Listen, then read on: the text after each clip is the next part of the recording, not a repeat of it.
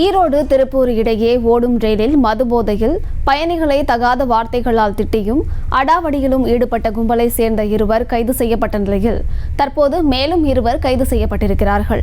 இது குறித்தான மேலும் விவரங்களை கொடுப்பதற்காக செய்தியாளர் துரைராஜ் இணைப்பில் இருக்கிறார். பேசலாம். துரைராஜ், விவரங்கள். வணக்கம் அமருத். கடந்த சனிக்கிழமை இரவு சென்னையிலிருந்து ஆலப்புழா சென்ற ரயில்ல கோவையை சேர்ந்த ரமா தனது கைக்குழந்தைகளுடனும் மேலும் அவர்களது உறவினர்களோடும் ரயில்ல பயணித்தாங்க. அந்த சூழ்நிலையில ஈரோட்டில் ஏறின இளைஞர்கள் சுமார் 4 பேர் அங்க அந்த ரயில் பெட்டியில ரகளையில ஈடுபட்டு வந்திருக்காங்க.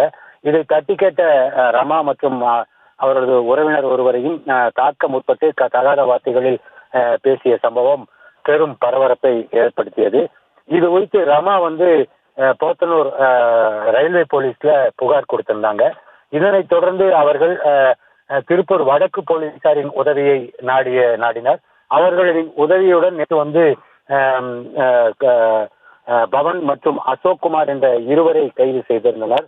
அவர்களிடம் விசாரணை செய்த போது மேலும் அவர்களுடன் வந்த சுடலைராஜ் மற்றும் கரண் என்ற இருவரை இன்று திருப்பூர் வடக்கு போலீசாரின் உதவியுடன் பிடித்து விசாரணை மேற்கொண்டு வருகின்றனர். அமருத், விவரங்களை வழங்கியமைக்கு நன்றி துரைராஜ்.